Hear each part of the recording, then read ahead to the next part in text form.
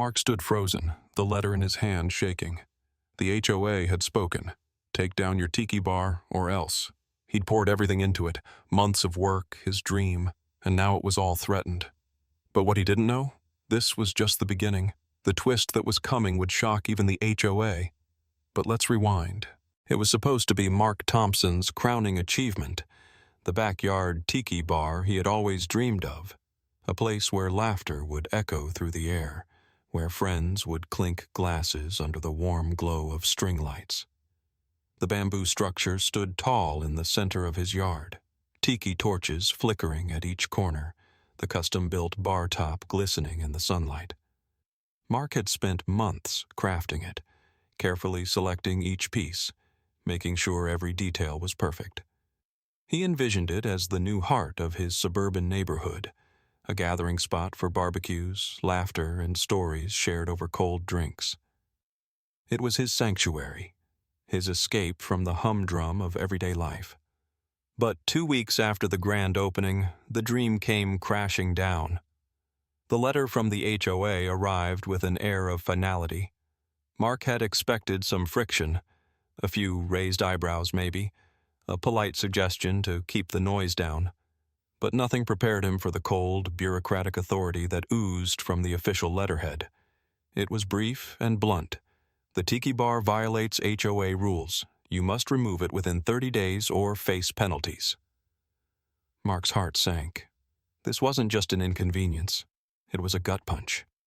How could something so harmless, so full of good intentions, be considered a violation? It was more than just a backyard bar. It was a piece of him, a symbol of his hard work, a space to create memories. He scanned the letter again, each word echoing the same finality. Take it down.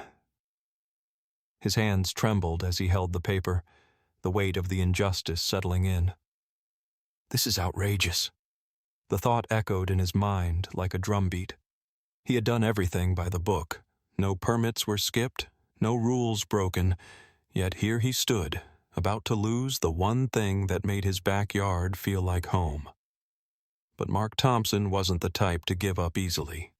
He'd built it with his own hands, and he wasn't going to let anyone take it away without a fight. Mark Thompson's first instinct was to reason with the HOA. He thought perhaps a calm conversation could resolve the issue, that they would see the value in what he had built. But as soon as he reached out, his hopes quickly faded. The response he received was cold and impersonal, standard, bureaucratic language that did nothing but reinforce their stance. His bar was an unsightly structure, they said, a violation of their vague rules about outdoor modifications. Mark tried to argue, explaining how the tiki bar was a beautiful addition to his backyard, a place for family and friends to gather. But it was clear from the start his words were falling on deaf ears. The more Mark pushed back, the more rigid the HOA became. Their objections weren't just about rules. They seemed to be a personal attack on something he had poured his heart into. It felt like they were trying to crush his joy, to turn something that had brought the neighborhood closer into a source of tension. The frustration began to boil over as Mark realized just how difficult it was to make them understand. Why is this so personal? He thought to himself. He couldn't shake the feeling that the HOA wasn't simply enforcing rules but punishing him for his efforts.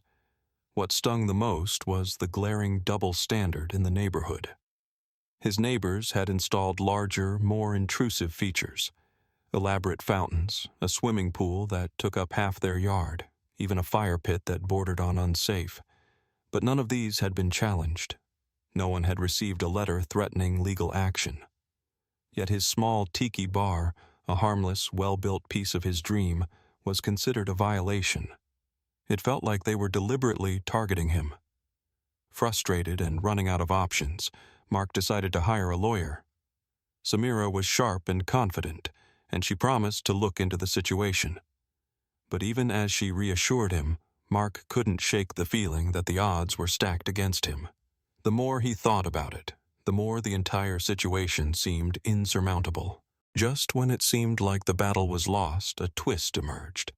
one Mark never could have anticipated. Samira, his lawyer, had been digging into the HOA's paperwork with a meticulous eye, and her persistence paid off. She discovered a glaring error. The HOA had failed to properly file a crucial form when initially registering their rules. Without this form, their authority to enforce any regulations was legally void. This technicality was a game changer, and it was the kind of loophole that could turn the entire case upside down. With this new information in hand, Mark's strategy shifted dramatically. What had started as a fight to save his Tiki bar from demolition now became a battle for justice and compensation. Armed with the knowledge that the HOA had no legal standing, Mark made a bold decision. He wasn't just going to ask for the Tiki bar to be reinstated. Instead, he sued the HOA for damages. Their wrongful actions, he argued, had cost him both time and money. The emotional toll, the hours spent dealing with bureaucracy, it had all taken its toll, and now Mark was seeking restitution. The legal battle that followed was long and grueling. The HOA, realizing their error, fought back with everything they had, trying to dismiss the case on technicalities.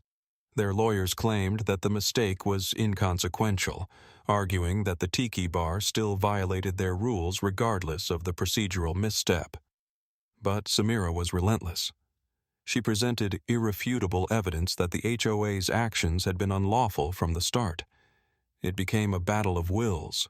Mark, fueled by frustration and a desire for accountability, versus the HOA, who desperately tried to salvage their credibility. And then, in a courtroom twist no one expected, the judge ruled in Mark's favor. It was a hard-fought victory, but the ruling was clear. The HOA had overstepped, and Mark was entitled to compensation. The judge's decision wasn't just a legal victory. It was a triumph over the very bureaucracy that had threatened to crush his dream. Mark had not only won the battle for his Tiki bar, but he had also exposed the cracks in the system that allowed the HOA to wield unchecked power. The aftermath was nothing short of sweet, a triumph that Mark had longed for throughout the entire ordeal. Not only did he get to keep his beloved Tiki bar, but the HOA, once so sure of their power, now found themselves on the losing side. They were ordered to reimburse every penny Mark had spent building the bar, and then some. The compensation didn't stop there. They also had to cover his legal fees. It was a bitter pill for the HOA to swallow, one that left a sour taste in their mouths long after the ink had dried on the court documents. The victory wasn't just about money, it was about justice. For Mark, it was the satisfaction of knowing he had outsmarted an organization that had tried to bully him into submission. The feeling of victory wasn't just sweet. It was personal. The HOA had thought they could steamroll him, to crush his dream with their bureaucracy and rules. But Mark had shown them that they weren't untouchable. In the end, their arrogance had cost them far more than they could have imagined. As he sat back in the warm glow of his Tiki bar that evening, the sounds of laughter and clinking glasses filling the air, Mark allowed himself a moment of quiet reflection. Surrounded by friends who had supported him through it all, he couldn't help but smile. The bar, once a symbol of resistance, had now become a place of victory, a place where memories would be made, and where the HOA's attempt to tear it down had only made it stronger. Mark had gone up against a powerful organization, and he had come out on top. It wasn't just a win for him, it was a message to anyone who thought they could be crushed under the weight of rules and red tape. The Tiki bar stood tall, a testament to persistence and to the fact that sometimes the little guy really does win.